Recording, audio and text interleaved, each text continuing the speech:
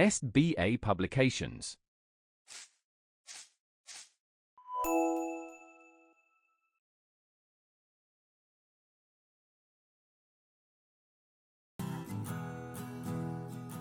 Hello, Bacha Party. How are you all? Hope you all are good in your homes. So, myself, Suni, your mentor. Today, we will start chapter number 1, Generation of Computers, of class 5th. So, let's start. The chapter name is Generation of Computer. In this chapter, we will learn know its characteristics and limitations. Basically, इस chapter में हम ये पढ़ेंगे कि कौन से generation पे कैसे कंप्यूटर सिस्टम्स आए और उनकी क्या लिमिटेशंस रही और उनकी क्या मतलब क्वालिटीज़ रही, क्या प्रॉपर्टीज़ रही, ठीक है, उनके क्या कैरेक्टरिस्टिक्स थे. Compare the generation of computer, तो कंपेयर भी करेंगे हम जनरेशन टू जनरेशन, सिस्टम में कितनी बढ़ोतरी है, कितना घटा है quality wise. Keep pace with the latest development related to technology, ये भी देखेंगे हम कि टेक्नोलॉजी के कितने नज़दीक आए, कौन सी जनरेशन सबसे ज़्यादा नज़दीक आई. So let's start with introduction. So computer generations. The computer that we see today was not built in a day. It has evolved through various stages of development during past. तो जो हम computer भी देखते हैं वो ऐसे एक दिन में नहीं बना है, एक महीने में नहीं बना है, इसे सालों लग गए, ईयर्स ऑफ डिकेड्स, बहुत सारी चीज़, कपल ऑफ डिकेड्स लग गए इसमें, जिसकी डेवलपमेंट में, इसकी इन्वेंशंस में, इसकी development during past. A generation refers to the advancement in the development process of a product की एडवांसमेंट और उसको अच्छा करने के लिए इतनी जनरेशन लग गई. Similarly a computer generation refers to the major technological advancement in the usage of computer. तो बता क्या रहे हैं कि मेजरली जो है ना टेक्नोलॉजी के ऊपर हम बात करते हैं. आज क्या चलता है, टेक्नोलॉजी चलता है, तो हम ना सिस्टम की जनरेशन टू जनरेशन में कितना टेक्नोलॉजी के नज़दीक आई वो बात करेंगे. तो बेसिकली जनरेशन होता क्या है कि मैंने इस ईयर या इस कपल ऑफ ईयर्स में, इस कपल ऑफ डिकेड्स में मैंने एक सिस्टम स्टार्ट किया, तो उसको मैंने नेक्स्ट जो साइंटिस्ट है उन्होंने किया, उससे कंपेयर करना. तो जनरेशन टू जनरेशन एक ईयर या एक टाइम इंटरवल के बाद की जनरेशन की बात बता रहे हैं कि इतने टाइम में ये वाला आया था, फिर ये आया, फिर ये आया और अभी ये आ रहा है, तो ये इतना अच्छा चल रहा है. So the first generation computer vacuum tubes 1940 to 1956. 1940 to 1956 जो कपल ऑफ ईयर्स है इसमें, और जो जनरेशन है इसमें फर्स्ट जनरेशन कंप्यूटर आया था. मतलब कि पहली बार जब हमने कंप्यूटर को अच्छे से नॉलेज ली उसकी, तो उसके बाद हमने जब मशीन बनाया तो हमने ये जनरेशन उस समय की बात की है, ठीक है. द प्रोसेसर और CPU in these computer were made of vacuum tubes. They were of size of an entire room, over 5 meters high and very costly to maintain. Example, ENIAC, UNIVAC and ETSEC. So, बता रहे कि जो first generation computers थे वो कैसे थे कि उसमें ना बहुत लार्ज नंबर्स की ट्यूब लगती थी, वैक्यूम ट्यूब्स, ठीक है. तो उससे उन्होंने अपना अंदर की जितने भी मतलब उनकी जो प्रोडक्ट्स है, पार्ट्स है, वो उन्होंने उससे बनाए. वो क्यों बनाए, मतलब किस चीज़ के काम थे, जैसे कि वो ना मतलब आपके प्रोसेसर के काम के थे. जैसे प्रोसेसर बनाना होता है, जैसे CPU, तो CPU उस समय ना डेवलप्ड होकर large number of vacuum tubes थी जिससे वो प्रोसेसिंग का काम करते थे. सो अब इतने एक रूम जितने उसमें इतनी सारी रॉड्स आती है, इतनी सारी वैक्यूम रॉड्स आती है, तो इतना तो स्पेस नहीं ले पाएगा. तो क्या करते हैं कि भाई इसको ना माना जाता है कि इसीलिए कॉस्टली था, बहुत ज़्यादा कॉस्टली था. क्यों, क्योंकि इसमें इतने सारे, कौन खरीदेगा इतनी वैक्यूम्स, अब रखेगा कैसे. ओके, सो इसके एग्जांपल्स क्या है, ENIAC, UNIVAC, ETSEC. देखो ये इस काइंड ऑफ ऐसा कंप्यूटर था UNIVAC. भाई इतना बड़ा सिस्टम है, ठीक है, इसकी जो वैक्यूम ट्यूब्स है कहाँ कहाँ तक रखनी पड़ेगी, प्रोसेसर चेंज करें तो फिर न्यू प्रोसेसर्स लाने पड़ेंगे, न्यू वैक्यूम ट्यूब्स लानी पड़ेगी. सो they were initially programmed in the machine language, binary. A major breakthrough was the development of assemblers and assembly language. Basically जब ये सिस्टम स्टार्ट होते तो इसमें ना इनिशियली शुरुआत में प्रोग्राम्स जो थे ना वो मशीनरी लैंग्वेज में लिखे जाते थे, फिर बाइनरी लैंग्वेज में लिखे जाते थे. अब तो हमारी वैसे भी 5th जनरेशन आ गई है. सो ये बताया कि उसमें ना बाइनरी लैंग्वेज की दिक्कत आती थी कि भाई लैंग्वेज ना अब हर कोई कंप्यूटर लैंग्वेज तो सीख नहीं सकता इन्हें चलाने के लिए. और फिर उसके बाद डेवलपमेंट की इन्होंने असेंबलर्स की और असेंबली लैंग्वेज की। असेंबलर्स और असेंबली लैंग्वेजेस क्या होते हैं, जिनसे हम ना high coding language, high programming language को हमारी अंडरस्टूडेबल लैंग्वेजेस में कन्वर्ट करते हैं। So next is second generation computer that are transistor. Basically पहले वाले में ना प्रोसेसर के ऊपर काम किया था। पहली जनरेशन में लोग प्रोसेसर मानते थे, प्रोसेसर अच्छा होना चाहिए भाई, प्रोसेसर एक्यूरेसी और फास्टेस्ट होना चाहिए। अब ट्रांजिटर मतलब कि अब ना थोड़ा थोड़ा और डेवलपमेंट आ गई। ओके इसमें क्या होता है, these computers had transistors in the place of vacuum tubes in the processor. जो प्रोसेसर होता है ना, तो वो मतलब पहले वाली जनरेशन में तो प्रोसेसर वैक्यूम ट्यूब्स थे। अब क्या इन्होंने उसी वैक्यूम ट्यूब्स के स्पेस को यूज़ किया, उसके अंदर ट्रांजिटर्स डाल दिए। अब प्रोसेसर का भी गुड वर्क है, ट्रांजिटर्स का भी गुड वर्क है, सो ये एक प्लस पॉइंट हो गया। So transistor were more reliable, much cheaper, smaller. अब ट्रांजिटर चीपर थे, स्मॉलर थे, रिलायबल मतलब इजीली अवेलेबल भी थे। This generation of computer had more computing power, were smaller in size, easier to maintain and were more affordable than the previous generation. So इसमें क्या हुआ कि ये आपको पहले तो बहुत easily आप इसमें काम कर सकते हो, ठीक है। इसमें आप जनरेशन टू जनरेशन कंप्यूटर में इसमें कंप्यूटिंग पावर बहुत अच्छी है, एक्यूरेसी, प्रोसाइज मतलब प्रिसाइजमेंट इन आंसर्स, रिजल्ट। ओके तो इसमें ना इन सब चीज़ों की क्वालिटी आई, तो ये प्लस पॉइंट था। IBM 7030 ये एक सिस्टम का नाम है, ठीक है। तो इसमें स्मॉलर साइज था, ईजियर टू मेंटेन था, मोर एफोर्डेबल था। तो ये प्रीवियस जनरेशन से इसीलिए ये गुड वन था। So core memory was introduced and disk storage was also used. इसके अंदर कोर मेमोरी, कच्ची मेमोरी मतलब स्टार्टिंग हो गई थी मेमोरी की कि भाई मेमोरी भी कभी तो काम करना पड़ेगा सिस्टम को, was introduced and disk storage was also used। इसमें डिस्क स्टोरेज का भी आपका मतलब इनकी थॉट्स ये भी आ गए कि हाँ भाई डिस्क स्टोरेज भी रखनी पड़ेगी। Another major feature of the second generation was the use of high level programming language such as Fortran and COBOL।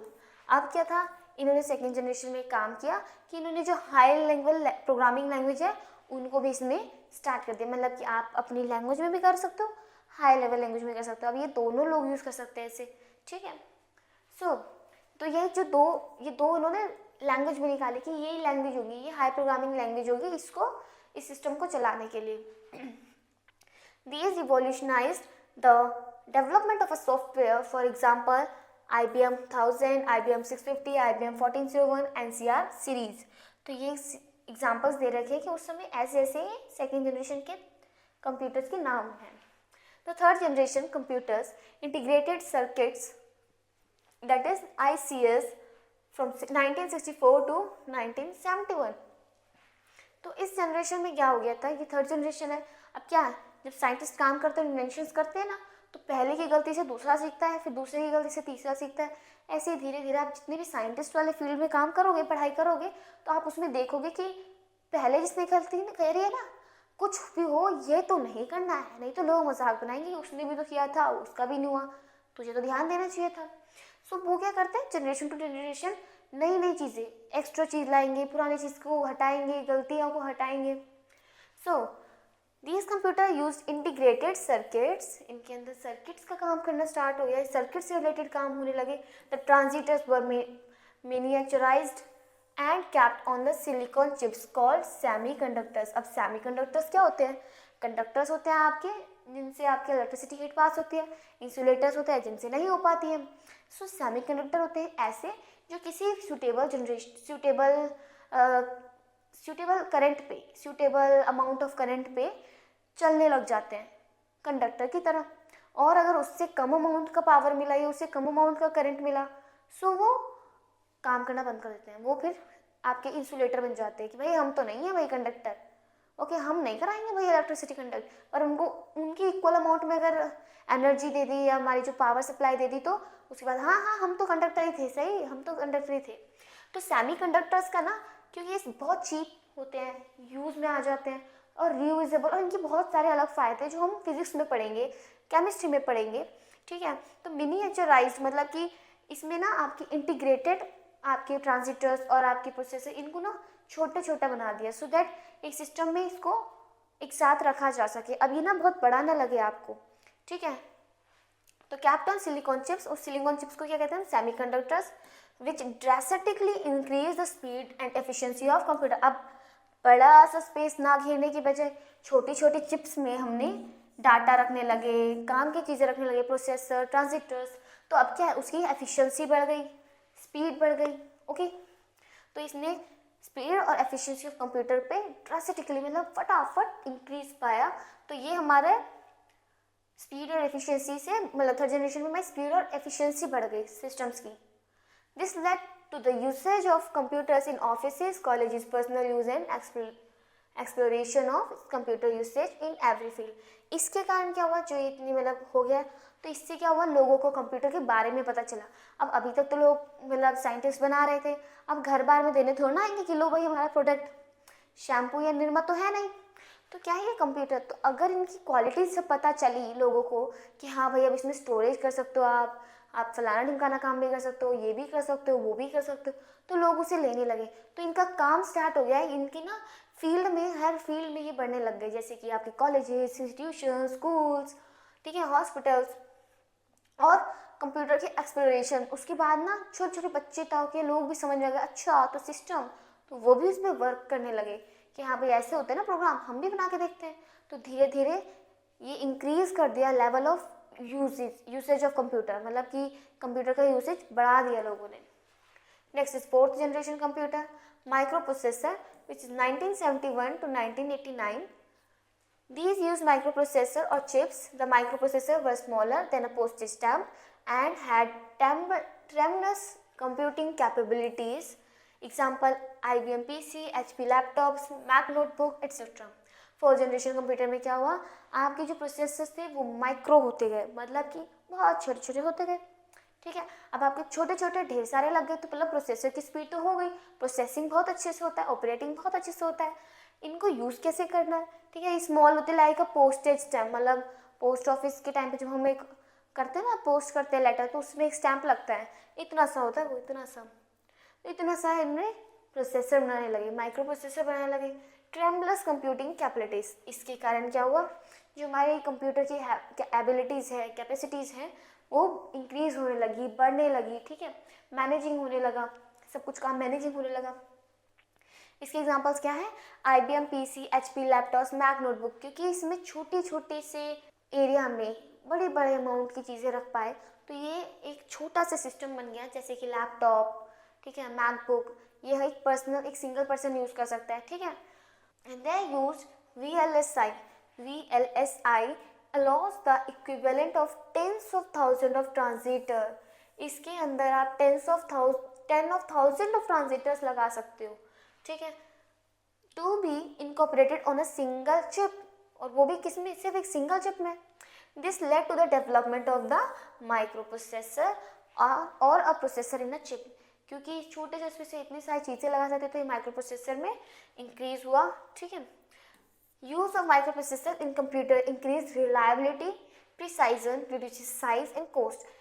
क्योंकि हमने माइक्रो प्रोसेसर इतने सारे यूज़ किए, तो क्या क्या चीज़ों में इंक्रीज हुआ, रिलायबिलिटीज़ में, प्रिसाइजन मतलब कि कुछ भी निकाल रहे हो आंसर तो वो एकदम प्रिसाइज आ रहा है, मतलब करेक्ट पॉइंट की बात के जो नंबर्स है वो भी आपके एकदम करेक्ट आ रहे हैं। ठीक है, रिड्यूस साइज, अब साइज भी रिड्यूस हो गया, कहाँ हम इतने बड़े बड़े ट्यूब्स रखने वाले थे फर्स्ट जनरेशन में, और कहाँ हम एक छोटे से टेबल पे अपना छोटा सा लैपटॉप रख के यूज़ कर लेते हैं। ओके, और कॉस्ट, अब इसका ना कॉस्ट भी इजीली हो गया, मतलब कॉस्ट भी हमारा अफोर्डेबल हो गया। ठीक है, कॉस्ट भी हमारी क्या है, अफोर्डेबल हो गई। Next is fifth generation computers, artificial intelligence. अब फिफ्थ जनरेशन कंप्यूटर में क्या आ गया, आर्टिफिशियल इंटेलिजेंस आ गया। ओके, अब आर्टिफिशियल इंटेलिजेंस नाम सुन के तो अब सब डर जाते हैं। ठीक है, 1989 एंड प्रेजेंट, 1989 से आज तक ये चल रहा है fifth generation computer. They were developed based on the connect of artificially intelligence, हमारे द्वारा बनाई गई चीज़ों की इंटेलिजेंस के ऊपर डिपेंड हो रहे हैं हम, उससे हम आर्टिफिशियल इंटेलिजेंस कहते हैं।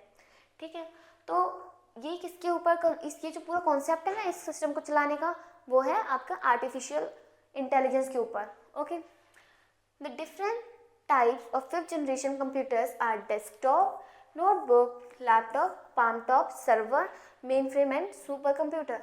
फिफ्थ जनरेशन में कौन कौन से आ जाते हैं, आपके डेस्कटॉप आ रहा है, okay, notebook, laptop, palmtop, server, main frame, super computers, ये सब हमारे किस में आ गए, हमारे 5th जनरेशन में आ गए. So now desktop computers are based on ICS. Okay, notebook and laptop computer is same as desktop but can be carried around. अब notebook और laptop कैसे होते हैं, ये डेस्कटॉप टाइप के तो होते हैं, मतलब मेनली तो इसमें स्क्रीन वाला पार्ट होता है, लेकिन this can be carried from one place to another, मतलब आप अपने घर से ऑफिस ले जा सकते हो, ऑफिस से घर लेके आ सकते हो. Okay, so palm top is a miniature version of notebook with limited capabilities, मतलब कि क्यूट आपके हाथ में, जैसे आपका फ़ोन है, स्मार्टफोन है, आपका टैबलेट है, तो ये क्या है हमारे सारे पाम टॉप, ये मिनिएचर वर्जन ऑफ नोटबुक होता है. जैसे कि एक कॉपी किताब का मिनी वर्जन है, मतलब कॉपी की तरह होगा, और वो उसका मिनी वर्जन है, मतलब इतना छोटा सा है. ठीक है, तो मतलब क्यूट कह सकते हो आप इसको. पाम टॉप मतलब पाम का टॉप इतना जितना होता है. ठीक है, सो next is server. Server is a powerful version of desktop capable of catering of various applications in a network environment. So server क्या होता है कि अगर हम कुछ सॉफ्टवेयर चला रहे हैं, कुछ साइट चला रहे हैं, तो हम एक ना कनेक्शन बना देते हैं, एक नेटवर्क बना देते हैं. अगर मैं यहाँ से इस टाइम पे इसको बंद कर दूंगा तो ये सब में बंद हो जाना चाहिए, ये कनेक्ट रहता है.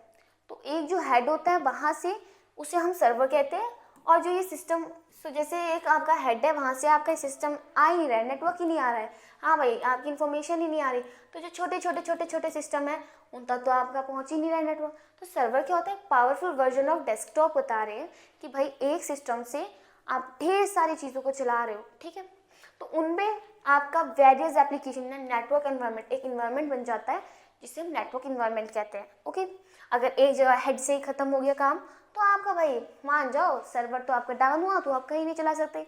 जैसे कि आपने देखा होगा कभी हम कोई जैसे गवर्नमेंट कोई फॉर्म फिल करने जाते हैं तो कहते हैं अरे नहीं अभी मत आओ, साइट नहीं चल रही, और कभी कभी कहते हैं अरे सर्वर डाउन है, मतलब स्टार्टिंग हेड से ही इस पर्टिकुलर नेटवर्क के लिए बंद करा दिया गया है. ओके, कि अब आप यूज़ नहीं कर सकते कुछ देर के लिए या कुछ टाइम के लिए. Mini frame computer is a powerful version of a server and is capable of handling huge applications and data processing. Main frame computer क्या होते हैं, इसमें हम ना पावरफुल वर्जन है, सबसे पहले तो ये पावरफुल वर्जन इसलिए क्योंकि इसमें बहुत सारी चीज़ें हम एक साथ कर सकते हैं. ठीक है, अभी सर्वर तो है इसमें capable of handling huge applications, एक साथ आप ढेर सारी बड़ी बड़ी एप्लीकेशंस क्या मतलब यूज़ कर सकते हो, होल्ड कर सकते हो. ठीक है, डाटा प्रोसेसिंग, तो मेन फ्रेम कंप्यूटर आते हैं जिनमें हम काफ़ी चीज़ों में ना बढ़ोतरी कर दी, भाई जल्दी जल्दी चलते हैं, एक साथ 12 13 32 34 टैब चला रहे हो आप दे लगातार, मजे ही मजे. So next is supercomputer has a multiprocessor to perform typing scientific applications that need trillions of input per second while processing. So supercomputer क्या है, ये हम सबकी समझ से पा रहे हैं. पहले तो इसमें ना ट्रिलियन ऑफ वर्ड्स आप एक साथ डाल सकते हो. ओके, और ये ट्रिलियन ऑफ वर्ड्स का रिजल्ट आपको इतनी जल्दी डालता है क्योंकि इसमें मिलियंस में आपके माइक्रो प्रोसेसर्स होते हैं, मतलब आपको सोचने का भी टाइम नहीं मिलेगा कि आप क्वेश्चन क्या लिख रहे हो, इतनी देर में आंसर आ गया. तो ये हम साइंटिस्ट यूज़ करते हैं. ठीक है, साइंटिफिक एप्लीकेशन होता है ये, मतलब इसके अंदर ट्रिलियंस ऑफ इनपुट हम पर सेकेंड डाल सकते हैं, और प्रोसेसिंग हो रहा है ना, हम कहते हैं ना कि एक बार हमारा कुछ चल रहा है तो फिर से दूसरा टैब मत खोलो, बट यहाँ पे आप प्रोसेसिंग के टाइम पे भी चला सकते हो. सो इसके एग्जांपल्स क्या है, रोबोट्स, नेमो कंप्यूटर्स, ठीक है, nano computers, quantum computers. Now unscramble the letters to get different types of 5th generation computer. अब जो 5th जनरेशन कंप्यूटर हमने पढ़े हैं उनके आपको यहाँ पर इसकी एक्टिविटी करनी है. तो ये तो काम आपका अपना है. ठीक है, आपके जंबल वर्ड्स काइंड ऑफ है, जैसे desktop, this is I guess laptop, नहीं, तो ये आपका काम है. ओके, सो ये आपका काम है, आपको जंबल वर्ड को सॉल्व आउट करना है. अब यहाँ पे कंपैरिजन के लिए एक छोटी सी टेबल है, फटाफट रीड कर लेते हैं. जनरेशन फर्स्ट 1942 1956 डिवाइस कुछ इस प्रकार का दिखता था. एक बड़े से एरिया में बहुत सारे ट्यूब डालते थे हम, vacuum tubes and punch cards यहाँ पे बताया कि पंच कार्ड्स की तरह होता था ये. सपोर्टेड मशीन लैंग्वेज ओनली, अब इसमें मशीन लैंग्वेज ही होती थी. कॉस्टली बहुत था. जनरेटेड लॉट ऑफ हीट, अब जब इतना सारा काम कर रहा है और इतने छोटे से प्रोसेसर में, सिर्फ प्रोसेसर ही है और कुछ नहीं है इसमें भी, मतलब काम हो पा रहा है, तो वो अब ये ना जल्दबाजी में कर रहा है, ठीक है, छोटे से प्रोसेसर से बहुत काम करा रहे हो तो क्या होता है, लॉट्स ऑफ हीट आ रही है, ह्यूज साइज, इसका साइज भी इतना बड़ा है। अब हर कोई अपने मतलब जितनी तो ज़मीन ही नहीं है उतने बड़े साइज में रख दिया तो दिक्कत हो जाएगी। Consumer lot of electricity, power की भी बहुत दिक्कत थी। इसके सिस्टम के एग्जांपल्स क्या हैं, ENIAC, UNIVAC and EDSAC. Okay, next second generation 1956 to 1968, दिखता कुछ ये इस प्रकार था, इस टाइप का था। ट्रांजिटर्स, इसमें क्या हो गया, प्रोसेसर पहले में आ गए थे, अब ट्रांजिटर्स आ गए, and magnetic tapes. Batch operating system, faster, smaller and reliable then previous generation. Faster था, स्मॉलर था, मतलब साइज की भी दिक्कत नहीं थी पहली जनरेशन के अकॉर्डिंग। कॉस्टली भी हमारे लिए अफोर्डेबल था। IBM 7000, IBM 650, IBM 1401, NCR series इसके एग्जाम्पल्स हैं। Next is third generation 1964 to 1971, ये कुछ इस प्रकार का दिख रहा है, ठीक है। इसमें ICS कहते हैं, लार्ज कैपेसिटी है, किसकी, डिस्क की, मतलब स्टोरेज का भी काम किया इसने। मैग्नेटिक टेप्स का भी है, इस टेप्स का भी इसमें इंक्लूड हुआ। नेक्स्ट इज इसका क्या क्या क्वालिटी थी, टाइम शेयरिंग, ठीक है, time sharing operating system. Faster, smaller, reliable and cheaper, मतलब कि जल्दी से जल्दी काम करता था, छोटा था, इजीली अवेलेबल था, कॉस्टली भी नहीं था, ईजियर टू अपडेट, अगर नया भी करना उसके अंदर कुछ अपडेट करना तो वो भी ईजियर हो सकता था। इसके एग्जाम्पल्स है IBM 360, ICS 2900 series, Honeywell 200 series. So next is fourth and then fifth generation. Fourth generation 1971 to 1989, ICS with VLSI technology, technology के नाम है जो आपने अभी ऊपर पढ़े हैं, तो इनको आपका होमवर्क है, इनको याद रखना है, स्पेलिंग को 2-3 बार लिखना है। सो ICS with VLSI technology, semiconductors memory, magnetic tapes and floppy and portable memory devices. तो इसमें क्या आ गया था, आपकी सेमीकंडक्टर की मेमोरी आ गई थी, ये दोनों तरह की टेक्नोलॉजी को यूज़ किया इन्होंने। ओके, फ्लॉपी डिस्क, इस मतलब स्टोरेज का भी काम किया इसने, ठीक है। नेक्स्ट इसकी क्या क्या क्वालिटी थी, मल्टी प्रोसेसिंग, प्रोसेसर तो है ही, शुरू से ही प्रोसेसर लग रहा है, अब तो मल्टी प्रोसेसिंग हो गया है, ठीक है। Object oriented program, small, affordable, easy to use and easy to update. इसके एग्जांपल है IBM PC, HP laptop, Mac notebook, जो कि हम यूज़ करते हैं। ये सारे आपके ना पार्ट्स हैं जो आपको पता नहीं है, अभी आपने कहीं देखे नहीं होंगे। Next is fifth 1989 present. अब यहाँ पे क्या होता है, और भी स्मॉलर चिप्स आ गई थी, तो ये तो एक छोटी छोटी चिप्स में बड़ा बड़ा सा मतलब आपका माइक्रो प्रोसेसर रख रहे हैं, ठीक है, बड़ा काम करने वाले। ICS एंड VLC टेक्नोलॉजी थी, लार्ज कैपेसिटी थी, हार्ड डिस्क थी, ठीक है, क्या है ये, रेड सपोर्ट, जल्दी से जल्दी का इसका सपोर्ट था। Okay, optical disk as portable read only storage medium, optical disk थी आपके, इसमें पोर्ट्स थे, ठीक है, आपके इसमें पोर्टेबल स्टोरेज मीडिया थी, मतलब कि आप कहीं ना कहीं से हटाकर स्टोरेज कर सकते हो, जैसे SD card, CD card. Okay, powerful थे, सर्वर, इंटरनेट, क्लस्टर कंप्यूटिंग, कोई दिक्कत आ गई फटाफट ट्रबल शूटर्स भी हैं। ओके, आपके पावर के सर्वर्स की भी हेल्प, पावर सर्वर्स में भी ये है कि आपके पावर कम ले रहे हैं। इसके एग्जांपल्स क्या है, मतलब इसकी क्वालिटीज़ क्या है, कैरेक्टरिस्टिक्स, पावरफुल था, चीपर था, रिलायबल था, easy to use and portable, even easy to carry from one place to another, rapid software, जल्दी से जल्दी काम होता था हर चीज़ का, होता था क्या, ये तो अभी भी चल रहा है, फिफ्थ जनरेशन होता है, डेवलपमेंट पॉसिबल, कि रैपिड सॉफ्टवेयर की मतलब जो भी जल्दी जल्दी करना है तो आप फटाफट कर सकते हो, ठीक है, छोटे छोटे नए नए सॉफ्टवेयर की डेवलपमेंट कर सकते हो आप खुद ही। Robots, nano computers, quantum computers इसके एग्जांपल्स हैं। Next is development in late 20th century. अब 20th सेंचुरी आ गई है तो इसमें भी कुछ डेवलपमेंट हो गए हैं। अब ये है कि फिफ्थ जनरेशन तो आप अभी भी यूज़ कर रहे हो, बट उसके अंदर हमने कुछ क्वालिटीज़ और इनबिल्ट कर दी है। Computers are also being used in many devices like the phones, household machines like washing machines etc. ठीक है, कंप्यूटर एक तरीके से आपके हर जो भी आप आजकल यूज़ कर रहे हो ना, होम अप्लायंसेस, उन सब में यूज़ होते हैं, क्योंकि आप देखो मशीन चले तो उसको अपने आप पता चल जाता है कि कपड़े धुल गए हैं, नहीं धुले हैं, कितनी देर में करना है। सो एक कंप्यूटर ही तो बैठा है उसके अंदर। These are very small computers which cannot be programmed but mean to be help in the operation of these devices. ये बोलने के लिए तो हम मतलब इसे हम बोलेंगे नहीं कि कंप्यूटर है, बट इसका काम सारा कंप्यूटराइज्ड है, कंप्यूटर वाला काम है। These are called embedded applications. इसको हम embedded applications कहते हैं, मतलब कि एक ही सिस्टम ही इम्बेड कर दिया, दबा दबा के उसकी क्वालिटीज़, कैरेक्टरिस्टिक्स, प्रॉपर्टीज़ डाल दी है। We no have very advance smartphone. अब वेरी एडवांस स्मार्टफोन भी एक एम्बेडेड एप्लीकेशन ही तो है, एप्लीकेशन ही तो है, with many features that are available in a computer. जो कंप्यूटर के फीचर्स होते हैं आज की डेट में सब कुछ A to Z आपके स्मार्टफोन में है. Okay, for example we can browse internet, check email, play games. Smartphone of today date back to 1992. आप इवन स्मार्टफोन्स की ना 1992 तक की डेट देख सकते हो, वहाँ इतने पीछे जा सकते हो आप. So guys, that's all for this chapter. So what we learn in this chapter are first generation computer are used vacuum tubes as the main working of computer. Second generation computer used transistors. The computers used after 1964 were known as third generation computer. और यहीं से start हो गई थी हमारे मतलब लोगों आम जनता भी यूज़ करने लग गई थी. Next is fourth generation computer have microprocessor as their main working component. Microprocessor are single user computers because they contain a single microprocessor. जो माइक्रो कंप्यूटर्स होते हैं वो एक ही बंदे के यूज़ में होते हैं क्योंकि ये हमारे इसके अंदर सिर्फ सिंगल माइक्रोप्रोसेसर होता है. So that's all for this chapter. Hope you enjoyed this chapter and liked every concept. Bye.